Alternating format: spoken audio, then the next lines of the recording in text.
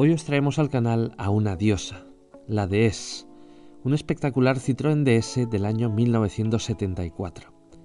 Esta diosa con ruedas no solo es uno de los coches más bellos jamás diseñados, es un coche que nació 20 años por delante del mercado. Un coche cargado de innovaciones radicales que ni siquiera hoy en día son de serie en todos los coches. Antes de empezar, quiero hablaros de lo absolutamente especial que es esta unidad. Su propietario, Antonio, lo adquirió a finales de los años 70 y no se ha desprendido de él desde entonces. Esta joya con ruedas jamás ha sido restaurada pese a tener la friolera de 740.000 kilómetros. Y como vais a ver a lo largo de este vídeo, su estado es excepcional. Si aún no estás convencido de ver este vídeo, te voy a dar 3 motivos para quedarte. El primero es que los clásicos te interesan, aunque aún no lo sepas. El segundo es que vas a descubrir por qué es el coche más revolucionario e innovador jamás creado. El tercero, pues si no entiendes al Citroën DS, mucho me temo que no entiendes de coches. Para escoger tu próximo coche, visita quecochemecompro.com, el comparador de Diario Motor. Presentado en el año 1955, el Citroën DS fue el fruto de un proceso de desarrollo de 18 años, una idea que nació a finales de los años 30. Citroën quería simple y llanamente que el sucesor del exitoso Traction Avant fuera el mejor coche del mundo. Al DS le tocó nacer en una Francia de posguerra, con carreteras en mal estado y escaso suministro de combustible. A causa de ello, tuvo que sufrir algunas de las restricciones impuestas a coches como el Citroën 2 caballos.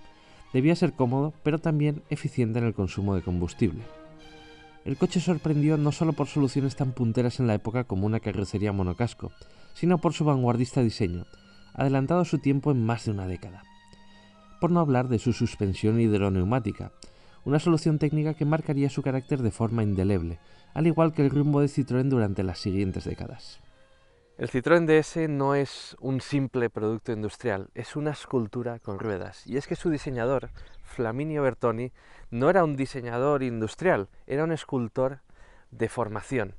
Este coche, que parece absolutamente futurista, incluso a día de hoy, fue presentado en el año 1955, hace hoy casi 70 años. Y este coche fue presentado en el Salón de París, y en el primer día en el que fue presentado se vendieron 12.000 unidades. Tras una semana en el Salón de París se vendieron 80.000 unidades. Ese récord solo ha sido superado a día de hoy por el Tesla Model 3, en una época actual en la que existe Internet. En aquella época no existía Internet. Por tanto, imaginad el mérito que tenía el diseño de este coche. Un diseño que, por cierto, ha sido premiado hasta la saciedad. Este coche está en la colección permanente del MoMA de Nueva York.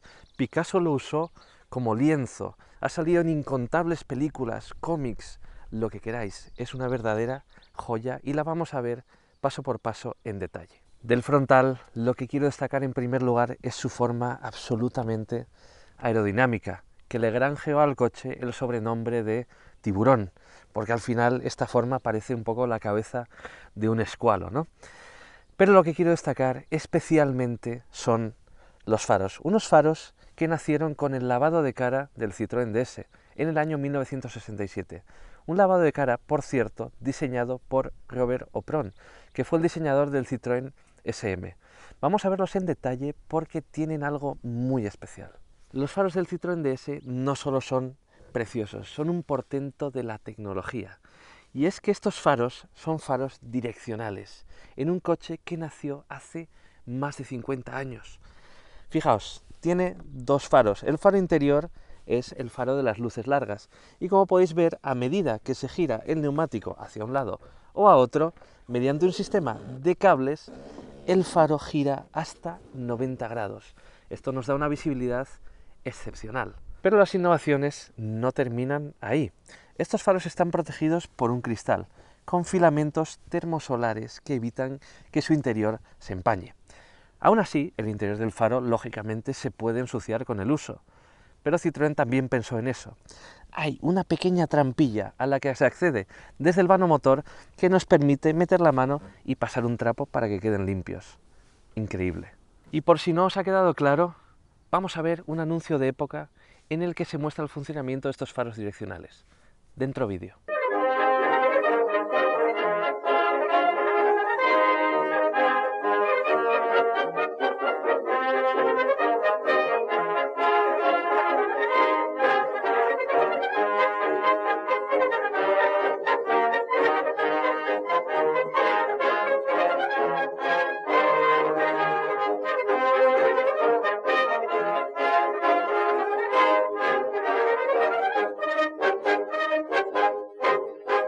El perfil lateral del Citroën DS es uno de los más característicos. Este diseño parece venido del futuro, pero tiene toques modernistas, tiene toques Art Deco, y con la suspensión hidroneumática en su modo más bajo parece que el coche estuviera levitando. Es simplemente espectacular.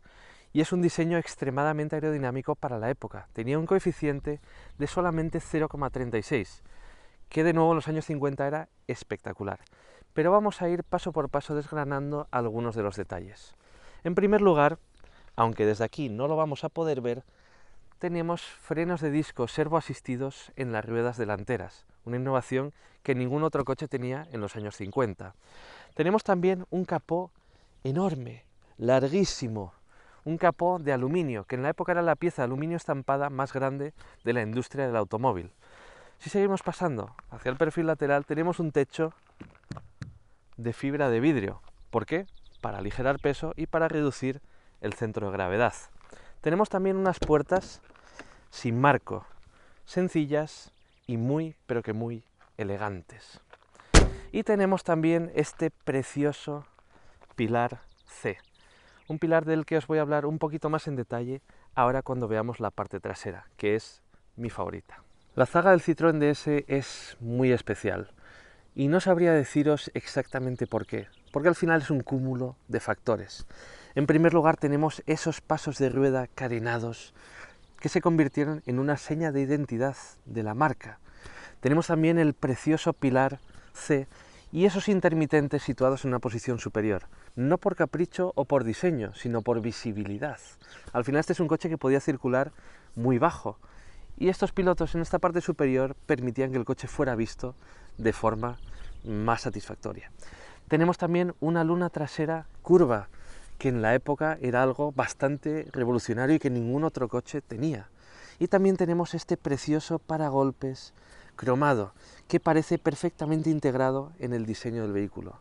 No sé a vosotros, pero a mí esta zaga me vuelve loco. Tras conocer su escultural carrocería, es hora de descubrir su interior, cargado de sorpresas y detalles.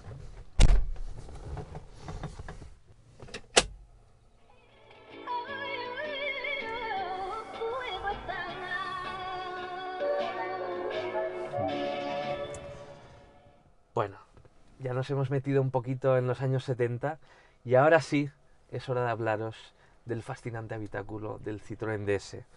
Estamos en la última evolución del DS, un coche del año 1974, y el diseño de este salpicadero es el último, el más cercano al presente. Pero aún así, aunque ha perdido algo de la personalidad de los primeros DS, sigue repleto de detalles fascinantes y vamos a verlos paso por paso. Lo primero que me llama la atención es la amplitud de este habitáculo. Como podéis ver, tenemos un cristal que rodea de forma curva todo el interior y nos da una enorme sensación de espacio. No es un habitáculo especialmente ancho, pero tengo una enorme sensación de espacio. El volante del DS tiene solamente un radio, como podéis ver, y unas dimensiones bastante generosas, propias, pues al final, para manejar un coche de este tamaño. Y os preguntaréis por qué solo un radio y por qué en esta posición. Pues bien, entre los motivos está que esta es una posición de confort, para que podamos ir con un codo apoyado en la ventanilla y con la mano agarrando el volante aquí. Como podéis ver, el volante está muy desgastado por esta zona, indicativo de que efectivamente esta es la posición de conducción más cómoda. Además, nos permite una visibilidad excelente de la instrumentación y en caso de accidente, pues este radio no nos va a empalar, sino que va a quedar hacia un lado. Como veis, todos los mandos quedan muy a mano. Tenemos los limpias, tenemos los intermitentes, las luces y la palanca de cambios. Pero quiero hablaros de la bocina. Fijaos, tenemos una bocina para ciudad, para saludar a los amigos, y tenemos una bocina para cuando nos la están liando y queremos evitar un accidente. Maravilloso. Vamos ahora con los detalles del interior del DS. El primero es esta fascinante manilla de estilo Art Deco. Fijaos, presionando este botón abrimos la puerta. Cerramos la puerta y si la queremos bloquear, simplemente desplazamos el dedo hacia adelante. La instrumentación del DS era una de las más completas de la época. Fijaos, si doy el contacto tengo un test de las funciones del vehículo y si aprieto este botón me dice que el nivel de LHM es correcto y que la temperatura es correcta. Si hubiera algún fallo se encendería alguno de los otros pilotos. Tenemos un medidor del nivel de combustible, lógicamente, un velocímetro que llega hasta los 200 km por hora y que indica la distancia de frenada en metros desde 100, 140 y 180 km por hora. Esto el Citroën SM ya lo tenía, pero vino antes en el DS. Tenemos también un indicador de la temperatura del agua y un cuentavueltas electrónico. Quizás os estéis preguntando qué es esa palanca blanca. Pues es el mando de selección de altura de la suspensión hidroneumática. Como veis, tiene 3 posiciones intermedias, una posición muy baja de descanso y una posición elevada, que se usa pues para cambiar una rueda o para circular por zonas muy complicadas. Y quizás os preguntéis qué es este cuarto pedal. Pues bien, es el freno de mano, con un funcionamiento similar al de algunos Mercedes. Lo pisamos y el freno se acciona. Pero en el Citroën DS es también un freno de emergencia. Si accionamos esta palanca hacia abajo y hacia la izquierda y pisamos el pedal, actuaremos sobre los frenos directamente, en caso de que el sistema hidroneumático haya fallado y tengamos que detener el coche. Es un sistema de seguridad. Gracias a una batalla de 3,12 metros podemos disfrutar de un espacio impresionante en las plazas traseras del Citroën DS. Como habéis visto, me he tenido que agachar bastante para entrar a ellas, pero eso es porque el coche está en su posición más baja. Para dejar entrar a los pasajeros de forma más cómoda se puede subir la suspensión. Una vez estamos dentro, tengo todo el espacio del mundo. Tengo palmos hasta el asiento delantero, palmos hasta el techo y una sensación de espacio increíble. 3 adultos podrían viajar aquí, pero para una experiencia de primera clase, estas son unas plazas para 2 personas. Además tenemos un reposabrazos. Esto es viajar en primera clase y lo demás son tonterías. Veamos ahora el maletero del DS. Como podéis ver, el portón se sostiene por sí mismo gracias a un sistema de muelles, en una época en la que prácticamente ningún coche tenía esto. Y ya estáis viendo lo ancha que es esta boca de carga y a la poquísima altura que queda del suelo cuando el coche está en su posición más agachada. Nos quejamos mucho de que los coches actuales tienen la boca de carga muy alta y aquí fijaos lo cerca que está del suelo, es increíble. Tenemos además un maletero que es una caverna, tiene 500 litros de capacidad y unas formas muy aprovechables y muy regulares. Como podéis ver, está lleno de herramientas y no puede faltar el bote de LHM, un must en el maletero de cualquier DS. Si hasta ahora os había parecido un coche interesante, la verdadera magia del Citroën DS está bajo su capó. La idea inicial de Citroën para el DS era desarrollar un nuevo y revolucionario motor de 6 cilindros boxer refrigerado por aire. Pero al final el dinero escaseaba y el desarrollo del DS había sido tan largo y costoso que se vieron obligados a utilizar una evolución del motor del Traction Avant, un diseño que databa de los años 30, pero que en este D Super 5 del año 1974 ya tenía 2,1 litros de cubicaje y 115 caballos de potencia, que para la época era una potencia muy alta. Aunque hubo Citroën DS de inyección electrónica, esta versión estaba alimentada por un doble carburador y como podéis ver es un motor prácticamente de posición central porque el bloque está aquí y está por detrás del eje delantero. Por cierto, la caja de cambios tiene una disposición similar a la de un Renault 4 o un Citroën 2 caballos, es decir, está por delante del motor porque este es un coche de tracción delantera. Vamos a ver ahora algunos de los detalles más fascinantes de esta mecánica. Nos llama la atención que la rueda de repuesto esté en posición frontal, y es por 2 motivos. El primero, para liberar espacio de carga en el maletero, y el segundo, para actuar como elemento deformable en caso de choque. Y os preguntaréis, ¿cómo demonios entra el aire al motor si el radiador está aquí? Pues bien, por debajo del paragolpes. Aquí podemos ver el sistema de discos de freno del Citroën DS. Son unos frenos inboard, es decir, no están montados en las propias ruedas, sino están montados a la salida de la caja de cambios. Y como podéis ver, están compuestos por un sistema de doble pinza, son unos frenos muy serios, muy potentes, y tenemos aquí el sistema de freno de mano, que además es el sistema de freno de emergencia. Por último, tenemos un sensor de desgaste de las pastillas de freno, que iluminan un testigo cuando están desgastadas, en un coche de hace décadas y décadas y décadas. Increíble. No podemos cerrar el capó sin hablar de los componentes clave del sistema hidroneumático. En primer lugar tenemos a la bomba de alta presión, la que presuriza todo el sistema. Ahí podéis ver dos esferas de suspensión delanteras, hay una tercera que no podemos ver ahora mismo. Tenemos una barra de dirección, de nuevo movida por el sistema hidroneumático, y aquí tenemos el depósito donde se almacena el LHM, el fluido hidráulico que da presión a todos los componentes del vehículo. La suspensión hidroneumática del Citroën DS funciona mediante un fluido mineral presurizado por una bomba, unida mediante una correa al motor. Este fluido, llamado LHM, circula a alta presión por líneas hidráulicas y presuriza las esferas de suspensión, que hacen la función de amortiguadores. La magia del sistema hidroneumático es que es capaz de mantener el coche al mismo nivel con independencia del número de pasajeros. Lo mantiene nivelado durante la aceleración y el frenado y permite variar la altura del vehículo al suelo. Este sistema hidroneumático se combinaba con una suspensión independiente en las 4 ruedas, que permitía que el coche se deslizase sobre los baches y carreteras en mal estado, sin que el pasaje perdiera un ápice de confort. Era una alfombra voladora con ruedas. Charles de Gaulle sufrió un intento de asesinato en 1962, y de haber sido porque el DS en el que viajaba mantuvo el control pese a haber sido pinchados sus neumáticos, no habría salido con vida del atentado.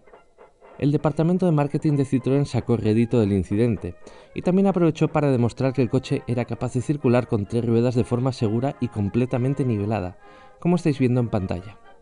El LHM también daba presión a la bomba de dirección, al sistema de frenado y en las versiones semiautomáticas a la caja de cambios y embrague. Si queréis ver una demostración práctica de la genialidad del sistema hidroneumático, echad un ojo al proceso de cambio de una rueda. Con la suspensión en su modo más alto, se coloca el gato en el lateral del coche y se deja descansar el coche sobre este, quedando sus 2 ruedas en el aire. Más sencillo, imposible. Tras conocer su fascinante lado técnico, ahora sí es hora de ponernos al volante del Citroën DS.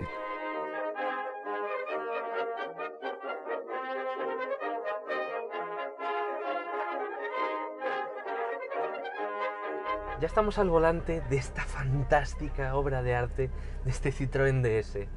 Y antes de hablaros de mis impresiones de conducción, os voy a enseñar cómo se cambia de marchas con su caja de cambios manual de 5 velocidades. Una caja de cambios convencional, pero que las marchas son insertadas de forma hidráulica. Fijaos, primera, hacia arriba, embrague, arrancamos. Segunda, hacia abajo, muy suave, muy fluido, muy sencillo. Tercera, al medio, hacia arriba. Fácil, suave, impresionante. Cuarta, hacia abajo. Marchas muy cortitas que le vienen muy bien a este propulsor. Este propulsor es un 2.1 litros de 4 cilindros. Es un motor cuyos orígenes son los años 30 del pasado siglo. Y es un motor bastante tosco. Es un motor bastante ruidoso. Y podemos entender por qué Citroën quiso diseñar este coche con un 6 cilindros. Al final, la lógica económica tuvo que mandar y Citroën se tuvo que quedar con este 4 cilindros. Pero es un 4 cilindros con bastante carácter, que responde muy bien desde abajo y que permite mantener unas velocidades de crucero realmente elevadas. Hoy no vamos a hacer eso porque estamos al volante de una joya digna de museo y no queremos forzar la mecánica. Varias cosas me llaman la atención y diferencian la experiencia de conducción de este coche de cualquier otro vehículo. La primera es que este Citroën DS tiene una visibilidad excelente. Tenemos una luneta que es completamente curva, similar a la de un avión, y veo perfectamente en todas las direcciones. Además, un detalle curioso, tenemos el espejo retrovisor en la parte inferior, en vez de en la parte superior, y aún así veo muy bien. Otra cosa que llama la atención es que el ancho de vías delantero del DS es 20 centímetros superior al ancho de vías trasero. En parte porque el Vano motor se había diseñado para un motor de 6 cilindros boxer que no llegó a fabricarse, en parte, y por otra parte para incrementar la estabilidad en curva. Este es un coche de tracción delantera y se quería reforzar la estabilidad propia de un vehículo de tracción delantera, que en la época no eran tan comunes como ahora. Pero sin duda, lo que transforma al completo la experiencia de conducción del DS es el sistema hidroneumático. Un sistema hidroneumático que actúa sobre la caja de cambios, que actúa sobre el pedal de freno, que actúa sobre esta dirección, que es asistida y que tiene un tacto súper suave y súper fluido. Es impresionante. Es un coche que camina sin esfuerzo en cualquier tipo de carretera y que se siente absolutamente cómodo gracias a su suspensión hidroneumática. Hablan de la sensación de alfombra voladora, mucho se habla de esa sensación de alfombra voladora en coches modernos, pero es que el coche que inventó esa sensación fue el coche que estamos conduciendo a día de hoy. Acabo de pasar por encima de un bache enorme y ni lo he notado. Esta carretera no está en el mejor de los estados, pero cada vez que paso por un bache, el coche simplemente se desliza sobre él, transmitiendo a los ocupantes absolutamente nada. No hay pérdida de confort, no hay desestabilización, solamente una perfecta estabilidad en línea y una perfecta comodidad. Además, esta suspensión neumática mantiene el coche a la misma altura con independencia de la carga que tenga el vehículo. Por tanto, si vamos 5 personas con su respectivo equipaje, el coche se mantendrá a la misma altura que si voy yo solo conduciendo el coche, como es el caso. ¿Qué os puedo decir? Estamos encantados de poder estar probando este vehículo, es un verdadero honor y es historia viva del automóvil y podemos perfectamente entender por qué es un vehículo tan importante y por qué fue un vehículo tan revolucionario. Y Citroën, que a día de hoy vende que son coches diseñados abiertamente como coches confortables, tiene el origen de su marketing en este vehículo. Un vehículo que nunca fue diseñado como un coche para irse de curvas ni como un coche deportivo. Fue un coche diseñado para ser refinado y para mimar al pasaje sobre cualquier otro tipo de circunstancia. Eso sí, hay que tener en cuenta que estamos ante un coche que tiene muchos años, por tanto, el sonido del motor lógicamente se filtra en el habitáculo y hay bastante ruido aerodinámico. Pero es que me gustaría ver cuántos coches de los años 50 tienen el tacto de conducción de este DS. Este es un coche que no se siente de los años 50, se siente que ha venido de un futuro alternativo y ha aterrizado en el presente. Es una maravilla.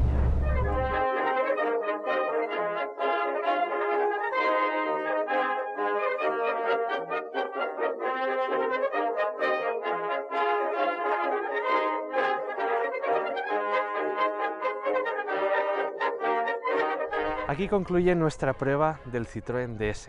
Esperamos que tras este vídeo os haya quedado claro por qué el DS ha sido uno de los coches más innovadores, radicales y completamente disruptivos de la historia del automóvil. Es un coche que sigue girando cabezas a día de hoy y es un coche cuyas soluciones técnicas aún no se equipan de serie en muchos coches modernos. Este coche marcó un antes y un después y en mi opinión es, junto al SM, el punto álgido de lo que era la antigua Citroën. Una Citroën que no tenía en cuenta a sus contables, que no tenía en cuenta a sus equipos de mercadotecnia y que en definitiva hacía lo que querían sus ingenieros y sus diseñadores. Una Citroën que por desgracia ya no existe. Citroën hacía las cosas a su manera y el DS era Citroën elevado a la máxima potencia. Si os ha gustado este vídeo, acordaos de dejarnos un pulgar arriba, suscribíos al canal de Diario Motor si queréis ver más coches clásicos tan preciosos como este DS y nos vemos en otra prueba. Hasta pronto.